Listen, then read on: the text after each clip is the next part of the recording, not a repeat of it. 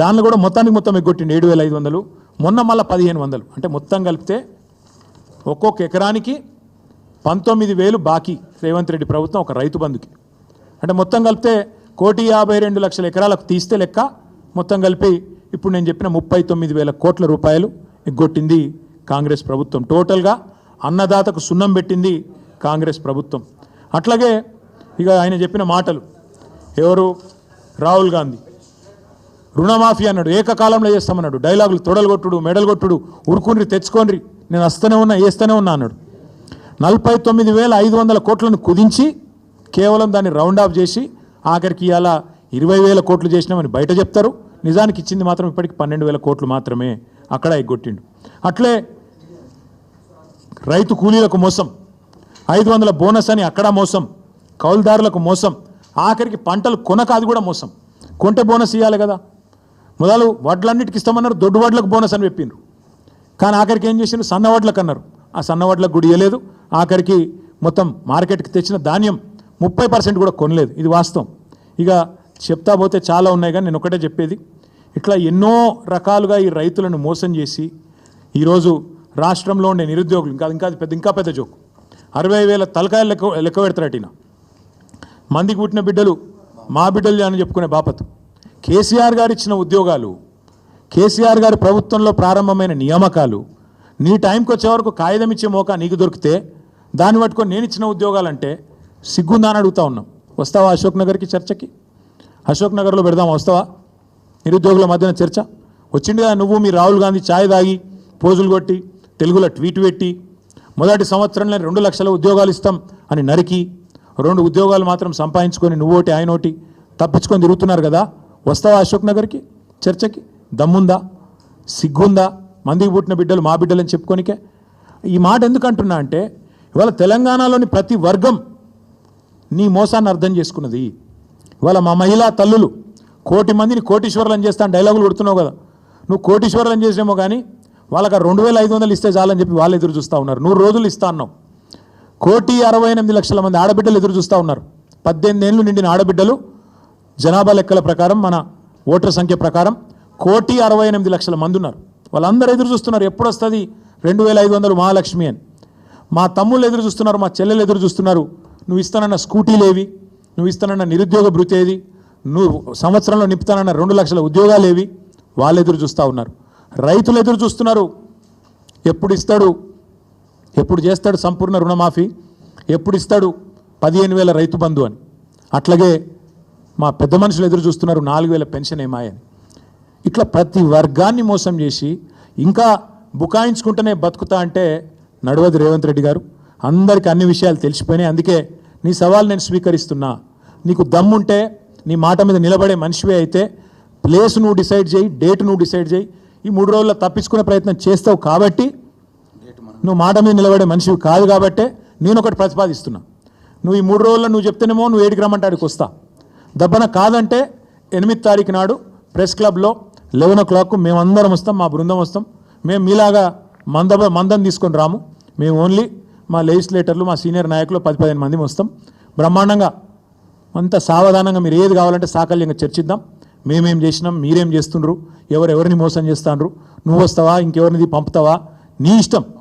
నువ్వే రావాలని నేను డిమాండ్ చేస్తున్నాను. ఎందుకంటే దూత్ కా దూత్ పానీ కా పానీ కావాలంటే మాత్రం నువ్వే సవాల్ చేసినావు, రా అని. నీ సవాల్ స్వీకరిస్తున్నాం, రా అని చెప్పి విజ్ఞప్తి చేస్తున్నాం. మీకు కూడా ధన్యవాదాలు. తప్పకుండా మీరు కూడా రావాలని నేను కోరుతా ఉన్నా.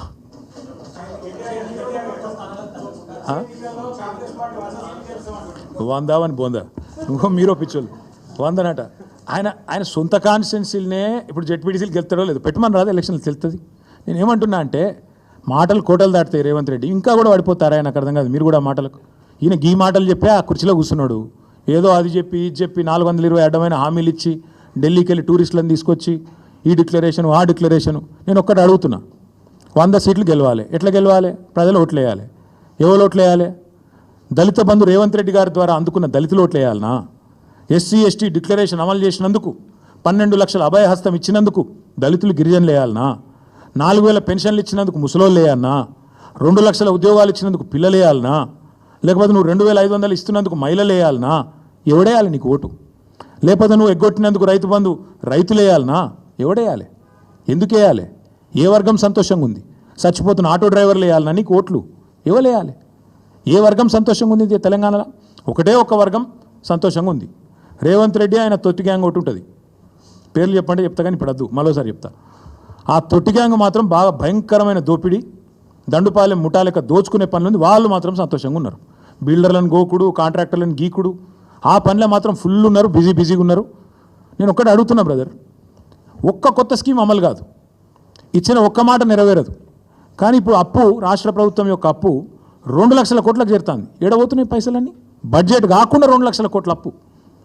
రైతు బంధు రాదు, రుణమాఫీ సంపూర్ణంగా జరగదు, మహిళలకు 2,500 రాదు, పెద్ద మనుషులకు పెన్షన్ 4,000 రాదు, ఒక ఇల్లు కట్టింది లేదు, ఒక చెక్ డ్యామ్ కట్టింది లేదు, ఒక చెరువు తవ్వింది లేదు, ఒక ఇటుక పెట్టింది లేదు. ఏడబోతున్నాయి పైసలన్నీ?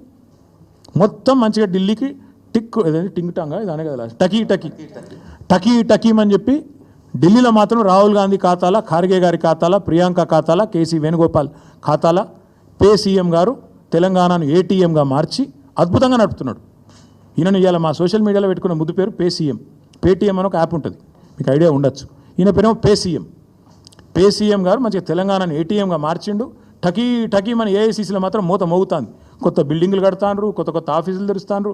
ఈయన పదవి మాత్రం బ్రహ్మాండంగా ఉన్నది, కాపాడుకుంటాడు. గది తప్ప ఓటేసేవాడైతే ఈయనకి ఇక్కడ ఎవడు కూడా లేడు. వందనా వాని బొందనా అని అందుకే అన్న. ముఖ్యమంత్రి గారంటే గౌరవం ఉంది, కానీ ఇక ఆ మాట అనక తప్పలేదు.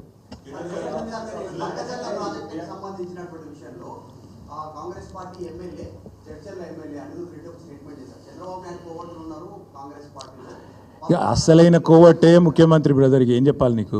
అసలు సిసలైనోడే ముఖ్యమంత్రికి. అసలు కోవట్టు రాష్ట్రంలో నడుస్తున్నది ప్రజాపాలన కాదు, రాష్ట్రంలో నడుస్తున్నది కోవట్టు పాలన. చంద్రబాబు నాయుడు గారి కోవట్టు ఇవాళ రాష్ట్రాన్ని ఏలుతున్నాడు. ఇది వాస్తవం. తమ్ముడు ఆ ఎమ్మెల్యే గారిని నేను అభినందిస్తున్నా. వాస్తవం, కనీసం కాంగ్రెస్లో ఒక్కడన్నా నిజం చెప్తాడు మిగిలిండు.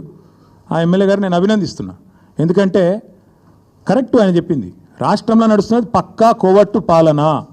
ఇక్కడి నీళ్లను ఆంధ్రాకి ఎట్లా తరలించాలనే కోవట్టు పాలన, ఇక్కడి నిధులు ఢిల్లీకి ఎట్లా తరలించాలనే కోవట్టు పాలన, ఇక్కడి నియామకాలను ఆదిత్యనాథ్ దాస్ గారిని తెచ్చి మొన్నటిదాకా తెలంగాణకు వ్యతిరేకంగా 10 ఏళ్ళు పనిచేసిన ఆదిత్యనాథ్ దాసు ఆయనని తీసుకొచ్చి ఎవడన్నా పెడతాడా? సాగునీటి సలహాదారి పెడతారా ఎవడన్నా? నిన్న మొన్నటిదాకా 10 ఏళ్ళు నీకు వ్యతిరేకంగా పనిచేసినోడట ఇవాళ వచ్చి న్యాయం చేస్తారట. ఏమన్నా మెడకాయ తలకాయ ఉన్నోడు చేసే పని? అందుకే అంటున్నా, రాష్ట్రంలో జరుగుతున్నది కరెక్ట్గా కోవట్టు పాలన. This man the chief minister is a coward అనే డౌటే లేదు, అలా అనుమానం ఏముంది మీకు? Thank you. బీసీ రిజర్వేషన్ల విషయంలో మా పార్టీ ఇక్కడ కాదు, శాసనసభలోనే మేము కడిగి పారేసినాం. మా తలసాని శ్రీనివాస్ యాదవ్ గారు, అట్లాగే మా పార్టీ తరఫున మాట్లాడిన గంగుల కమలాకర్ గారు ఆ రోజే ప్రభుత్వాన్ని మేము చాలా స్పష్టంగా చెప్పినాం, మీరు బీసీలను మోసం చేస్తున్నారు, మీకు స్పష్టంగా తెలుసు, మీ బీసీ డిక్లరేషను చిత్తశుద్ధి లేని శివపూజ లాంటిది, మీకు తెలిసే బీసీలను మోసం చేస్తున్నారని అసెంబ్లీ వేదికగానే కడిగినాం. నేను ఒకటి మాత్రం స్పష్టంగా చెప్తున్నా బ్రదర్, ఈ ప్రభుత్వం చేత మోసగించబడని వాళ్ళు ఎవరు లేరు. బీసీలను 42% రిజర్వేషన్ అని మోసం, దళితులను గిరిజనులను అభయహస్తం 12 లక్షలు ఇచ్చేస్తా అని చెప్పి అట్లా దగా చేసిండు, మైనారిటీలను సప్లాన్ అని చెప్పి దగా చేసిండు. ఈ వర్గం ఆ వర్గం అని కాదు బ్రదర్, మహిళలను మోసం, రైతులను మోసం, యువతను మోసం, అందరినీ మోసం. ఇక మోసాల పరంపర గురించి 420 హామీల గురించి బోలెడు కాలం ఉంది, మాట్లాడుకునేందుకు టైం ఉంది. నా రిక్వెస్ట్ మీతో, ఈ 72 గంటల గడువు 8 తారీఖు నాడు 11 గంటలకు అందరం సోమాజిగూడ ప్రెస్ క్లబ్లో కలుసుకుందాం. మిగతా విషయాలన్నీ విస్తారంగా అక్కడ మాట్లాడుకుందాం. Thank you.